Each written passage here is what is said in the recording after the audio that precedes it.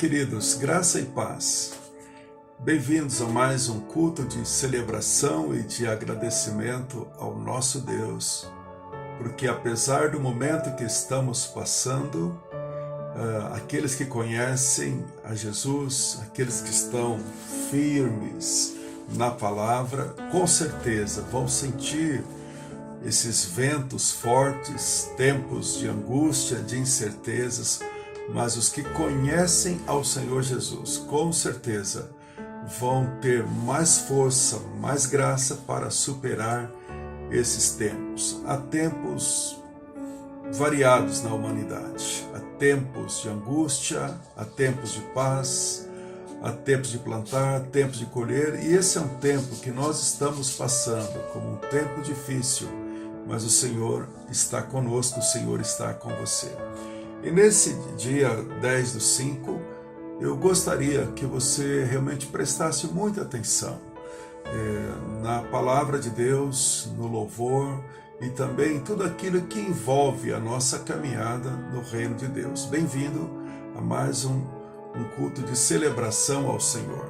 Eu quero te convidar, domingo que vem, dia 17/5, nós vamos celebrar a ceia do Senhor. Então prepara o pão e o vinho e leia a palavra com a sua família, e às 18 horas nós vamos ter a nossa reunião de celebração da ceia, vamos orar e com certeza você vai ter uma experiência muito rica participando da ceia aí no seu lar, amém? Deus abençoe muito. Também quero te convidar a usar esse vídeo do xaropinho que nós colocamos aí no Amigos da Vida com você para evangelizar os seus amigos, para confortar. O pastor Eduardo tem um lindo testemunho, além de ser um excelente comunicador, tá bom? Então vamos lá, eu quero ler um texto para começarmos esse nosso culto ao Senhor. Está em Isaías 30, do versículo 1 até o versículo 8. Muito interessante esse texto. Depois você pode ler aí no seu lar. A cidade de Davi, um filho de Deus, um servo de Deus, um rei, modelo para todos os tempos, ela foi saqueada. A cidade foi destruída completamente e foi sequestrado a família de Davi, seus filhos, levaram tudo cativo. E foi um sofrimento muito grande. E quando Davi soube disso, os seus soldados ficaram também indignados e angustiados. E a Bíblia diz que eles choraram muito em amargura, até não ter mais força. E os soldados de Davi se revoltaram contra ele.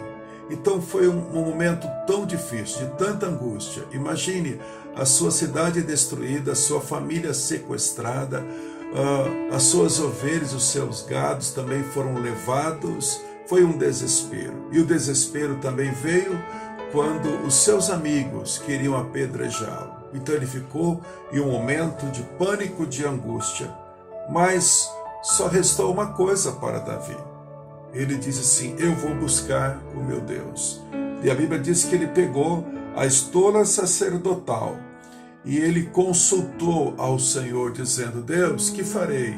Perseguirei os inimigos que sequestraram a minha família? Que farei? E o Senhor disse a ele: sim, vai, persegue, e você vai resgatar tudo. E isso foi maravilhoso, porque Davi perseguiu e ele resgatou tudo. E assim foi uma vitória que Deus deu a esse rei, num tempo de angústia. Então nós estamos em um tempo de angústia, de muita angústia. Eu fico sabendo de notícias do Brasil, do mundo, Vocês sabem, eu cuido da área de missões e realmente é um tempo de angústia. Mas tempo de angústia é tempo de fazer isso que Davi fez. É tempo de estar diante do Senhor, de clamar e procurar ouvir a voz do nosso Deus. Amém, queridos? Então vamos fazer isso. Quero pedir para você, todos os dias, leia a palavra, todos os dias, leia a palavra. Não fique apenas ouvindo notícias, que são notícias às vezes desesperadoras, que trazem angústia, vamos sim nos cuidar, mas ouça o que o Espírito Santo fala ao seu coração nesse tempo. Fique firme com a graça do Senhor. Fortaleça ligando para as pessoas, aquelas pessoas que estão distantes de você, seus parentes, amigos, enfim, use a criatividade para consolar e para enviar a palavra do nosso Deus, porque ela tem poder. Tá bem, meus queridos? Vamos orar e fiquem firmes com a graça do Senhor. E não esqueça, domingo que vem nós vamos celebrar a comunhão, a ceia do Senhor às 18 horas. Deus abençoe muito. Quero orar por todos vocês agora e também orar, hoje, dia das mamães, pedir que o Senhor te abençoe. Mãe, você é um projeto lindo de Deus. Sem nossas mães não seríamos nada. Elas são um instrumento do Senhor para nossa formação, instrumentos de amor e de proteção. Vamos orar em nome de Jesus. Pai, eu quero pedir a tua bênção, quero pedir a tua graça, Senhor, por mais esta reunião, que a tua presença entre em cada coração, em cada lar, Senhor. Dá-nos, ó Deus, uma noite de muita bênção na tua presença, com o louvor, com a palavra, com a comunhão do Senhor, Pai. Pedimos também uma bênção especial sobre todas as mães. Pai, muito obrigado, porque elas têm sido instrumentos de justiça, de amor, de misericórdia e de educação neste mundo, Pai. Abençoa cada uma das mães e abençoa as nossas vidas, nossos parentes e amigos, no nome de Jesus. Amém. Deus te abençoe, queridos. Estamos juntos. Vamos louvar e agradecer ao nosso Deus.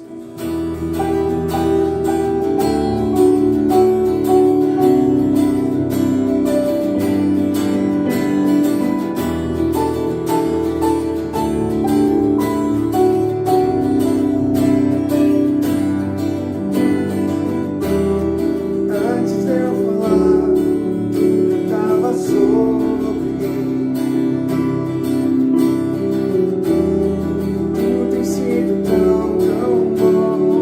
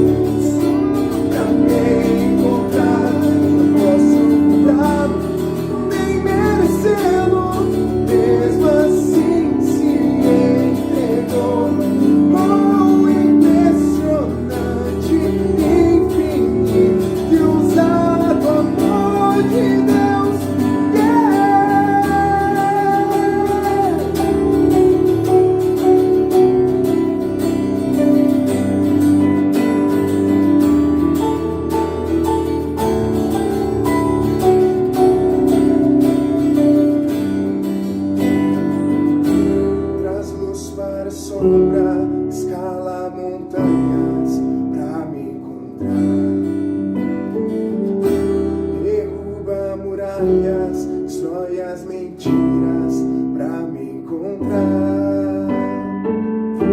Traz luz para a sombra, escala montanhas pra me encontrar. Derruba muralhas, destrói as mentiras pra me encontrar. Traz luz para as sombras, escala montanhas pra me encontrar. Derruba muralhas, destrói as mentiras pra me encontrar. Traz luz para as sombras, escala montanhas pra me encontrar. Derruba muralhas, destrói as mentiras pra me encontrar. Oh, impressionante, infinito, ousado amor de Deus. Oh, que deixa as 99 só pra me encontrar. Não posso lembrar, nem merecendo, mesmo assim se entregou. Oh, impressionante, infinito e ousado amor de Deus. Yeah!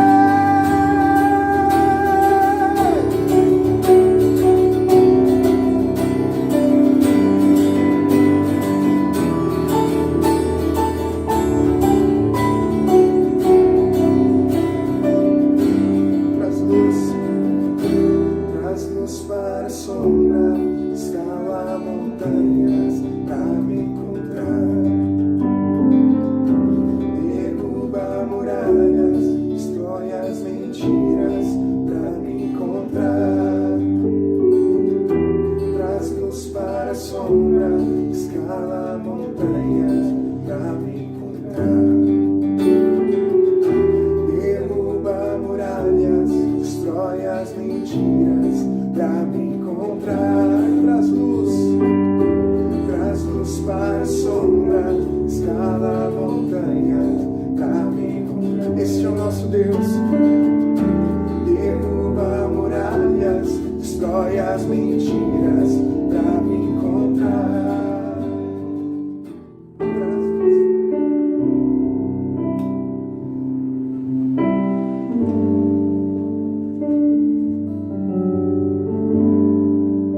A ti eu vou clamar, pois tudo vem de ti e tudo está em ti. Por ti vou caminhar, tu és a direção, o sol a me guiar. Tudo pode passar, teu amor jamais me deixarás. Sempre há de existir um novo amanhã preparado pra mim.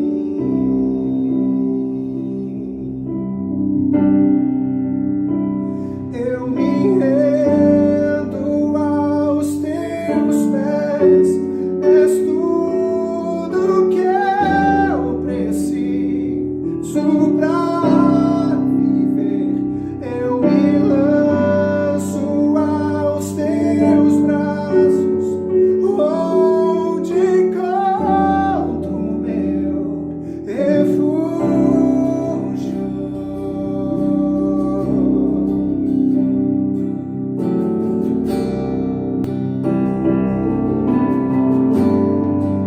A ti eu vou clamar, pois tudo vem de ti e tudo está em ti.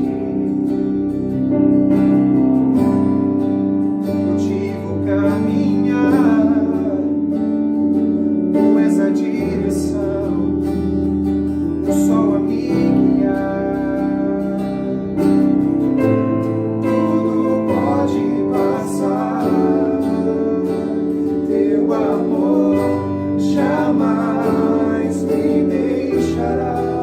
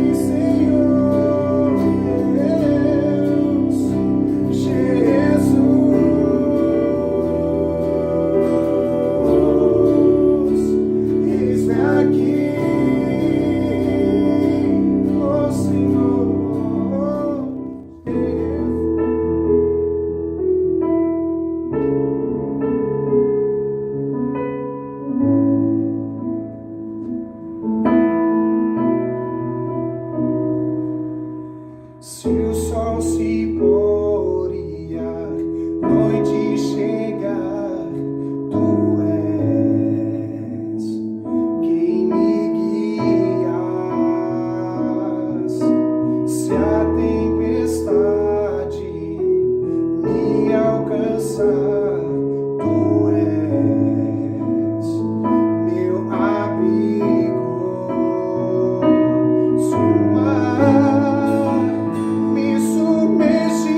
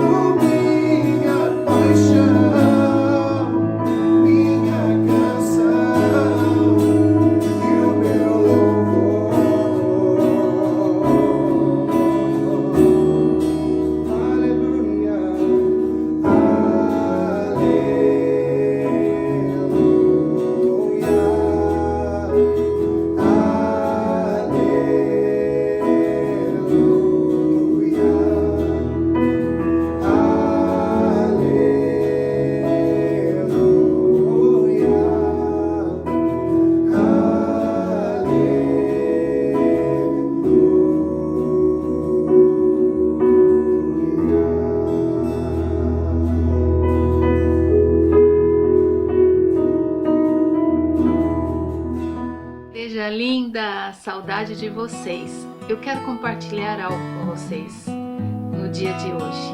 Está lá em 2 Coríntios 9:7. Leia comigo. Cada um contribua segundo propôs o seu coração, não com tristeza nem por necessidade, pois Deus ama aquele que dá com alegria.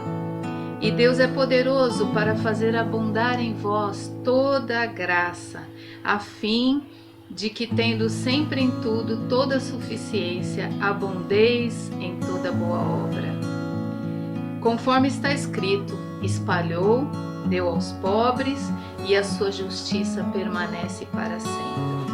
Aquele que dá semente ao que semeia, e pão para o alimento, também multiplicará a vossa sementeira, e aumentará os votos da sua justiça, e em tudo sereis enriquecidos para toda a generosidade, a qual por nós se deem graças a Deus.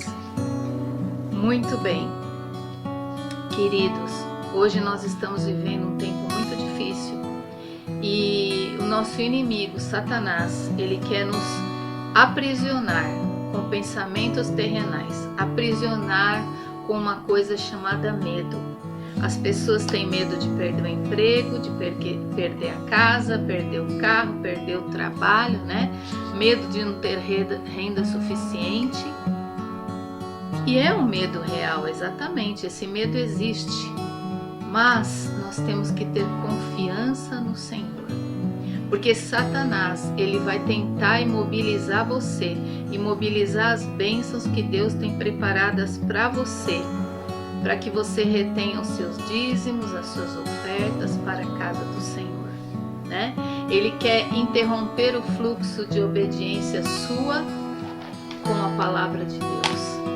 Então, meus amados, nós estamos vivendo tempos de luta. E eu quero animar você no dia de hoje a não sair fora da obediência do Senhor. Quando lá no livro de Levítico, em Números, Deus ordenou a Moisés, Deus falou: olha, Moisés, a partir de hoje nós vamos institucionar o dízimo.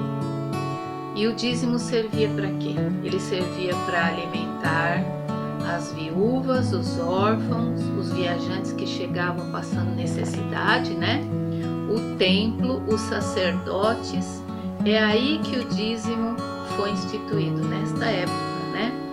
E ele queria, na verdade, Deus não precisa do nosso dinheiro. Você já escutou isso diversas vezes.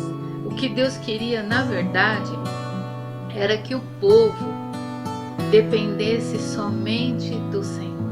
Ele queria que o coração do seu povo estivesse dependente dele. Quando nós falamos que Deus não precisa do nosso dinheiro, nós estamos romantizando algo que as Escrituras dizem. Porque Deus, ele trabalha com o nosso coração. Ele não trabalha com o nosso dinheiro. Mas hoje em dia existem muitas instituições por aí que estão colocando o dinheiro na frente da obediência. Então você só é abençoado se você dá. Mas tem um porém. Jesus, ele fala da oferta da viúva, porque aquela viúva, tudo que ela tinha, ela ofertou num tempo que ela não podia, porque ela era uma viúva, ela que deveria ser sustentada pelo templo. Mas foi a alegria, foi o ato da oferta, foi o coração de Deus, da viúva, que alegrou o coração do Senhor.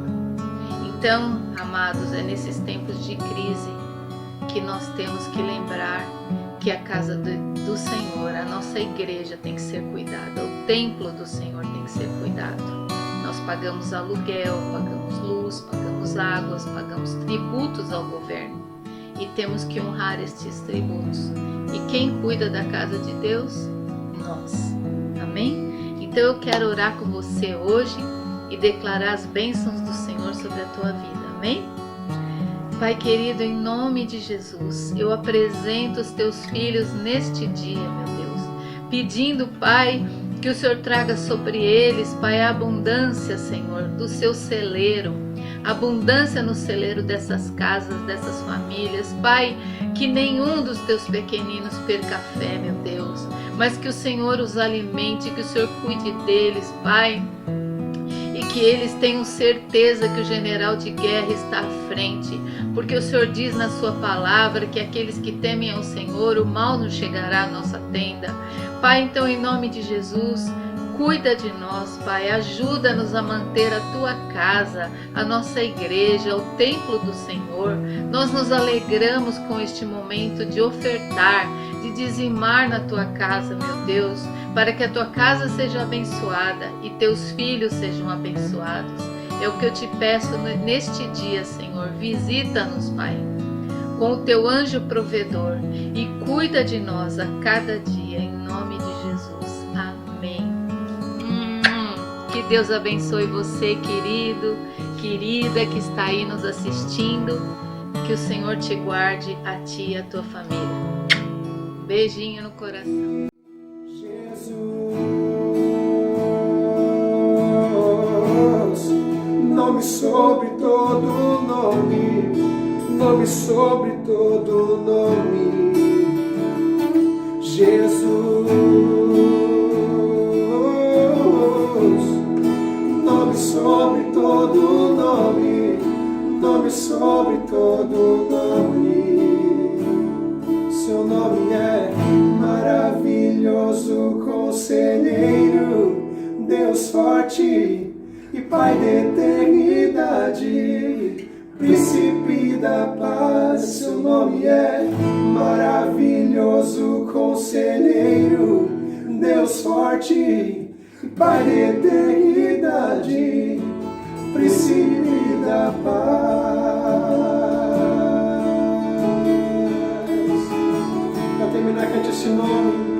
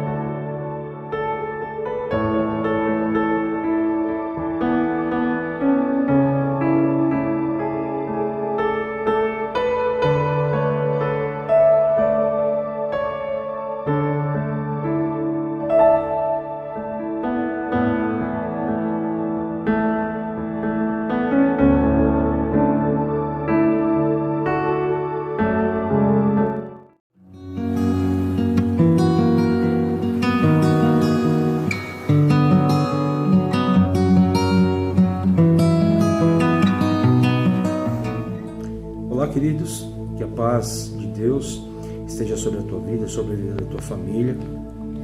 E nessa noite eu quero compartilhar com você uma palavra que está ali no Evangelho de João, no capítulo 20, e ela diz assim: No primeiro dia da semana, Maria Madalena foi ao sepulcro de madrugada, sendo ainda escuro, e viu que a pedra estava revolvida.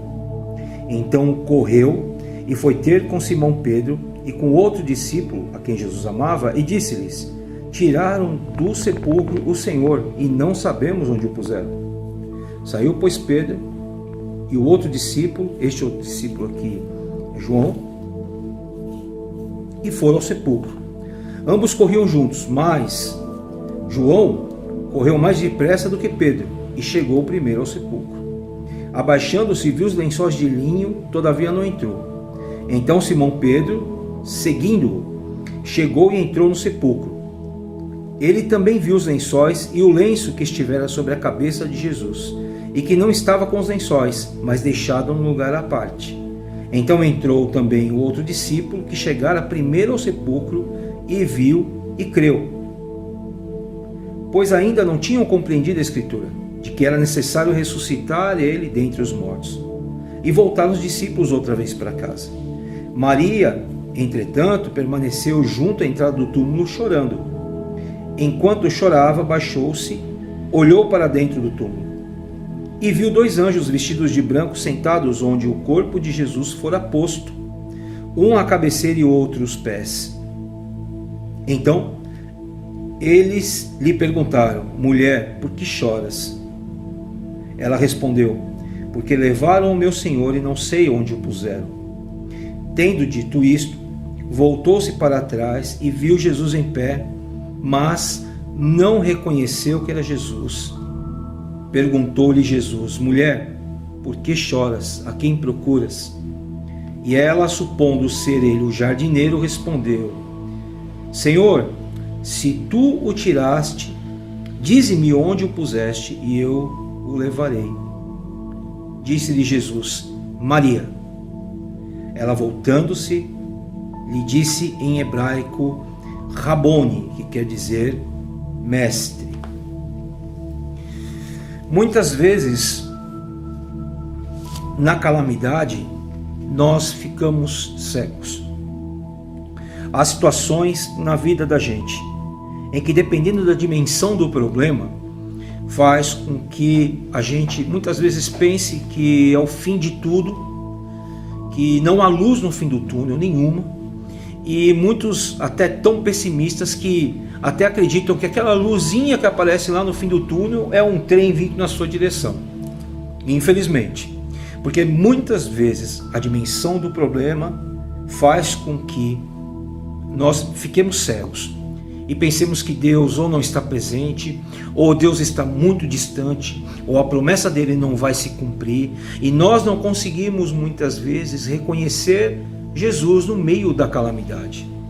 Mas nós temos que saber que sempre Ele está por perto. Ele sempre está ao nosso lado. Nós não podemos pensar que Ele está longe. Se você olhar, por exemplo, em Mateus, no capítulo 14, versículo 26, nós vamos aqui lembrar que a tempestade balançava o barco e Jesus veio andando na direção dos discípulos sobre a água. E eles olharam e não reconheceram Jesus. E Mateus 14, 26 diz muito claro: é um fantasma que está vindo. Meus amados, no meio da tempestade, no meio da calamidade, reconheça Jesus. Reconheça que Ele pode estar ali ao teu lado, te dando apoio, te dando consolo, te dando paz. A primeira coisa que eu aprendo com esse texto é que a simplicidade de Deus opera na complexidade insana do ser humano. Porque a mensagem do Evangelho é simples.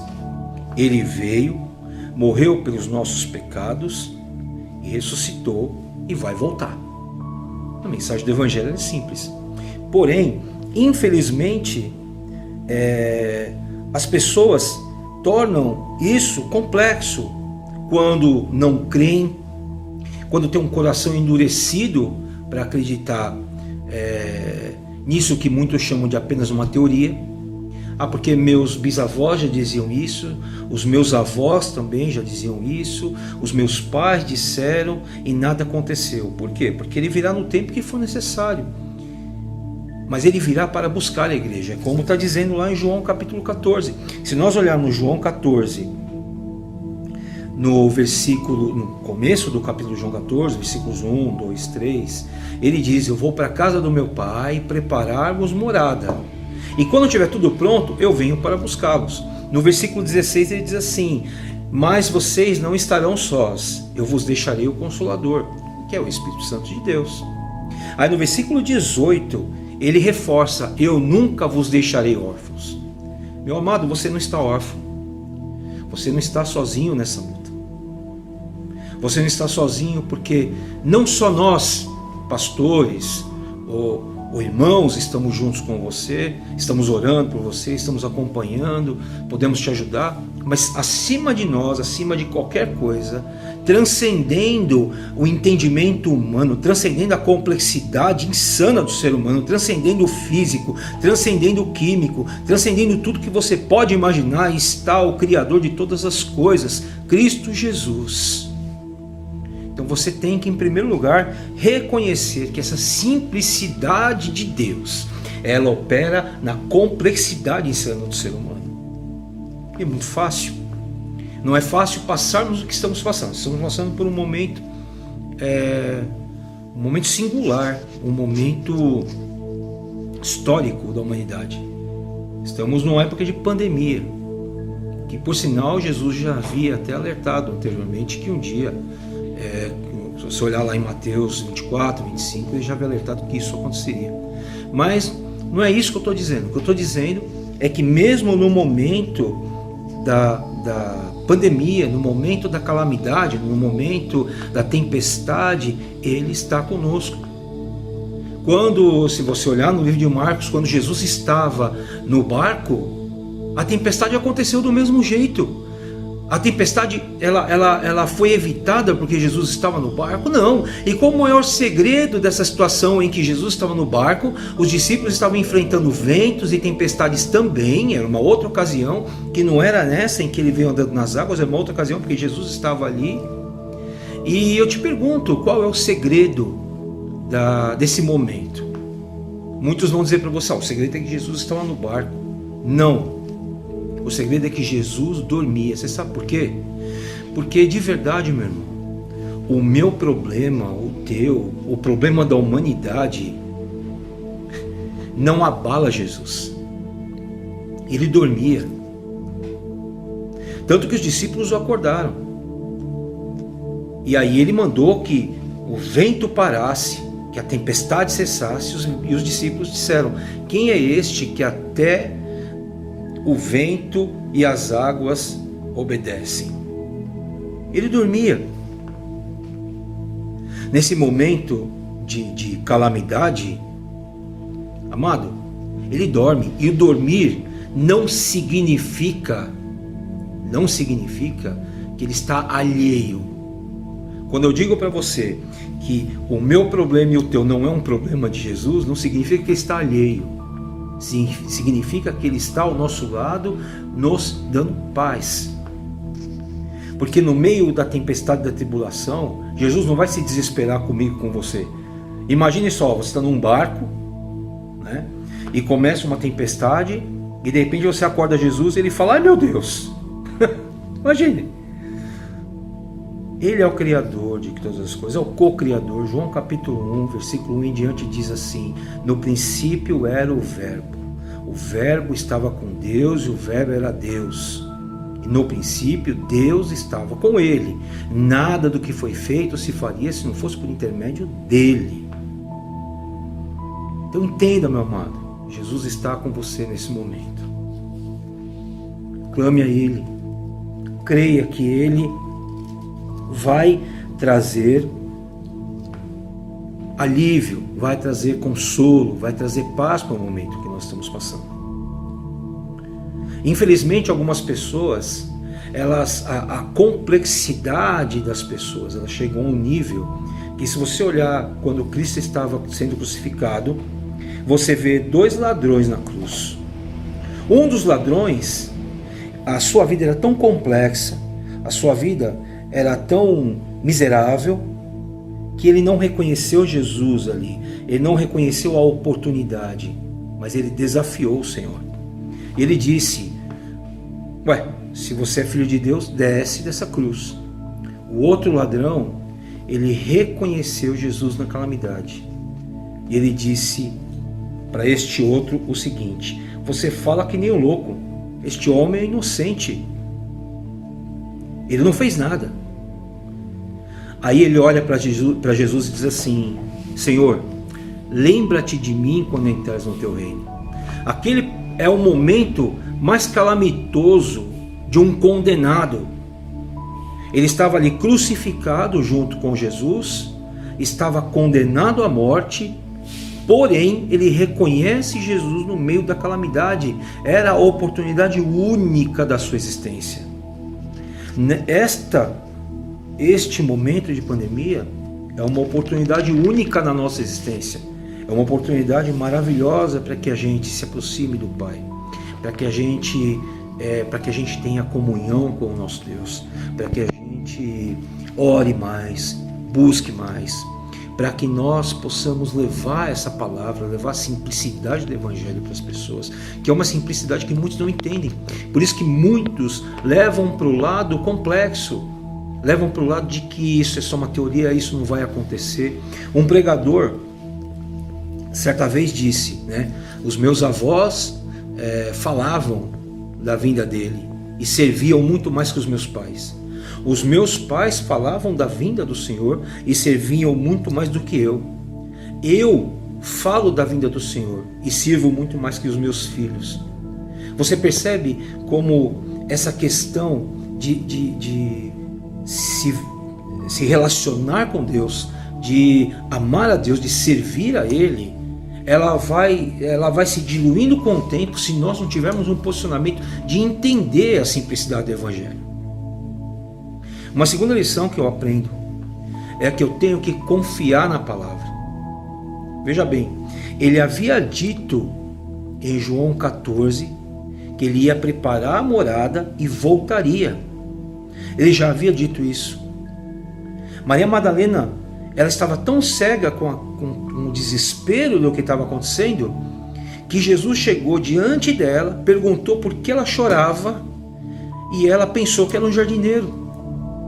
Ela esqueceu dessa palavra, ela esqueceu dessa promessa. Agora, se nós formos ver no Salmo 119, versículo 105, a palavra diz: lâmpada para os meus pés, a tua palavra e luz para o meu caminho. Ora, se em João capítulo 1, como eu disse anteriormente, a palavra diz que no início, no princípio era o verbo, e o verbo estava com Deus, e o verbo era Deus, e o verbo aqui se traduz para o logos, palavra. Então a palavra é Cristo. Se eu confio na sua palavra, eu confio nele, porque ele é a palavra viva. Percebe isso? Isso é muito profundo para as nossas vidas. E é muito verdade para nós. E é verdade. Porque veja bem, eu não estou dizendo para que você confie cegamente no que diz a Bíblia, no sentido de livro apenas, mas que o Espírito Santo esteja com você para elucidar isso. Porque a Bíblia, sem o Espírito Santo, é um livro, mas a palavra revelada com o Espírito Santo, ela se torna a palavra viva. Seria a carta de amor ao Pai para você e para mim. Então, que você entenda que o Espírito Santo de Deus, ele pode habitar na tua vida quando você declara que Jesus é Senhor sobre você, e quando você chama Jesus no meio da tempestade, quando você chama Jesus no meio da calamidade, quando você reconhece que Ele está ali. Você pode até pensar, Ele está dormindo, mas saiba de uma coisa, Ele está dormindo, mas Ele está ciente do ambiente. Ele está consciente do que está acontecendo. Em várias ocasiões você pode perceber isso. Quando, por exemplo, ele caminhava no meio das pessoas e a mulher de fluxo de sangue tocou na sua veste, ele disse: alguém tocou em mim, porque de mim saiu o poder. Ele está consciente do ambiente. Quando ele passa em frente ao tanque de Betesda, e havia um homem ali que estava esperando 38 anos o movimento das águas para ser curado, ele chega naquele homem e pergunta: o que está acontecendo com você? Jesus está ciente do ambiente. O que falta muitas vezes para nós é fazermos a nossa parte, que é crer. É ter a ação de crer. Meu amado, Jesus não vai fazer por mim e por você o que você e eu podemos fazer. Vou te dar um exemplo. João capítulo 11, quando ele vai ressuscitar Lázaro, ele diz: tirai a pedra. E por que as pessoas não esperaram ele tirar a pedra? Por que ele mesmo não tirou a pedra? Porque nós temos a nossa parte. A mesma coisa quando você olha lá no livro de João, no capítulo 2, no casamento em Caná da Galileia, quando acaba o vinho, logo no início do casamento praticamente, e ele diz para que os servos, né, os que estavam preparando, que faziam parte da festa do casamento, que estavam preparando aquele casamento, ele diz: enchei as talhas de água. Ora, se ele transcende o físico, se ele transcende o entendimento, não bastava para ele simplesmente fazer com que o vinho surgisse ali? Não, enchei as talhas de água. Nós temos a nossa parte, nós temos que tirar a pedra, nós temos que encher as talhas de água, nós temos que ir até ele, nós temos que dizer o que queremos. Não é simplesmente chegar e olhar para o cego. Ele tem a ciência do ambiente, ele sabe que aquele aleijado precisava de um milagre no tanque de Betesda. Assim como ele sabia que o cego queria voltar a enxergar. Se você pergunta para o cego: o que você mais quer? O que ele vai dizer para você? Quero voltar a enxergar. Jesus, você está brincando? Você está de piada comigo? Não, você precisa declarar, você precisa fazer a tua parte, você precisa crer nisso. Você precisa crer que ele está ao teu lado. Você precisa crer no que ele vai fazer. Você precisa crer que o Espírito Santo de Deus é a revelação da Escritura e que ele vai te consolar. Porque Jesus disse: vou deixar o Consolador. E é o que acontece no livro de Atos, capítulos 1 e 2. Quando Jesus é ascenso e o Espírito Santo ele passa a fazer parte de maneira vital na vida dos discípulos. Mas nós precisamos fazer a nossa parte, nós precisamos crer, nós precisamos confiar na palavra, nós precisamos fazer a nossa parte de tirar a pedra, de encher as talhas de água, de clamar a Ele, de reconhecer que Ele pode fazer um milagre na minha vida e na tua. Nós não estamos sozinhos, não somos órfãos. A terceira lição que eu aprendo aqui: o nosso lugar não é e nunca será o buraco. Jesus ressuscitou. Assim como Ele ressuscitou, Ele também vai tirar a nossa vida do buraco. Assim como Ele ressuscitou, Ele vai nos tirar deste momento crítico que nós como seres humanos estamos passando. Porque não somos só nós, eu e você. É o mundo inteiro. O mundo parou. A terra parou. Como diria o cantor lá, o Raul Seixas, o dia em que a terra parou, ela parou. Gente, a terra parou e a pandemia afetou, não foram só pobres, não foram só afrodescendentes, não foram só indígenas. Isso afetou todo mundo. Todos nós,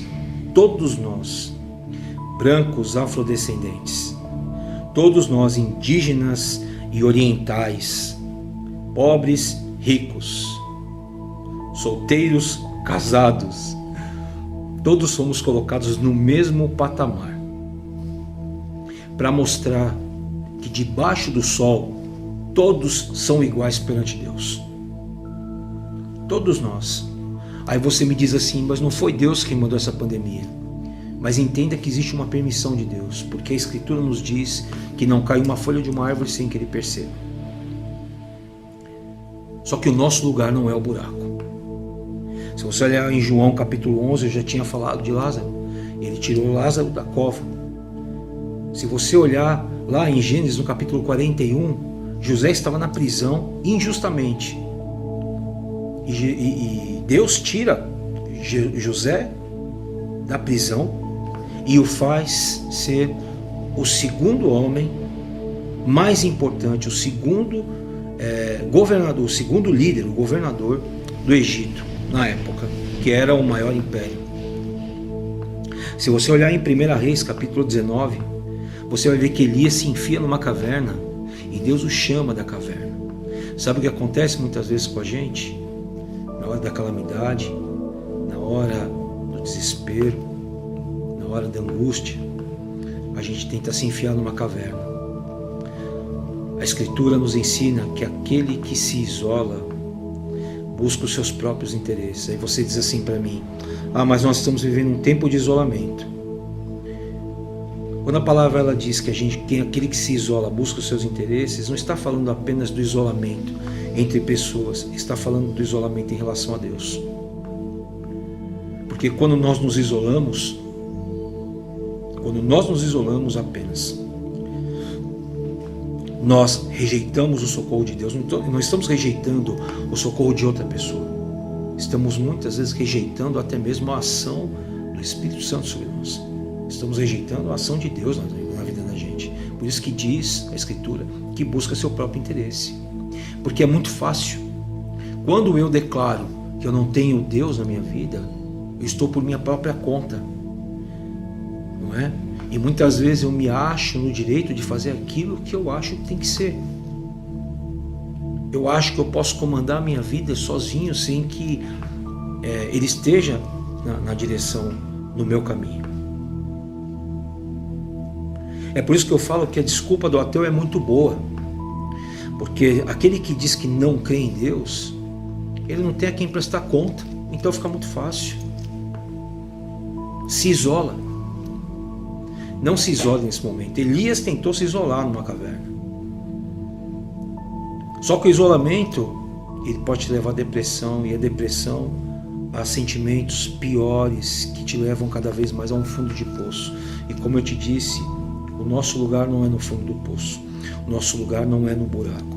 O nosso lugar não é afundado, escondido numa caverna. O nosso lugar é no centro da vontade do Pai. O nosso lugar é no relacionamento com Deus. Porque são momentos como esse que revelam verdadeiramente aquele que serve e aquele que não serve. Que você possa buscar nesse tempo o amor de Deus, o socorro, o consolo, que você confie na palavra e confie nele, que é a palavra viva. Que você reconheça Jesus no meio da calamidade, no meio da tempestade. Que você se sinta abraçado por Deus, que você se sinta abraçado pelo Espírito Santo. Essa semana eu estava vendo o vídeo de uma senhora muito idosa e ela dá um testemunho lindo ali, porque ela disse assim: eu pedi e ele me abraçou, se referindo a Jesus. E ela dizia assim fortemente, ela dizia: ele me abraçou com os dois braços, e quando ele me abraçou, ele não foi rápido embora, ele demorou, me deu um abraço prolongado, e eu olhava para ele, eu via uma coisa saindo dele que era uma mistura de amor e de poder. E ela teve uma experiência com Jesus, porque ela disse que ela um dia falou baixinho: Jesus, vem me abraçar, porque ela estava sozinha. Você está se sentindo sozinho? Pede para ele vir te abraçar. Pede para ele te dar a paz. Pede para ele te consolar. Abre o teu coração diante do Senhor e diz: eu não estou suportando esse momento, eu não estou suportando esse isolamento, eu não estou suportando a solidão, eu não estou suportando a situação. tenho medo, Senhor. Confesse e creia na hora que Ele vier e te der paz, que Ele não é o fantasma que está andando sobre as águas, mas é o Senhor que anda sobre as águas, porque Ele está acima de principados, potestades e poderes, porque Ele é o co-criador de todas as coisas, porque sem Ele nada do que existe existiria. Ele é a palavra viva que criou tudo, e a palavra viva que pode consolar a minha vida e a tua, pode nos transcender junto com Ele, pode nos ressignificar, pode nos reciclar, pode nos fazer, nos tornar melhores do que somos e do que entramos nesses tempos tão difíceis e tão críticos. Se sinta abraçado hoje pelo Senhor. Se sinta abraçado por Ele, sinta o amor dEle invadindo a tua vida. E lembre-se, juntos nós somos mais fortes. Em nome de Jesus. Que Deus te abençoe.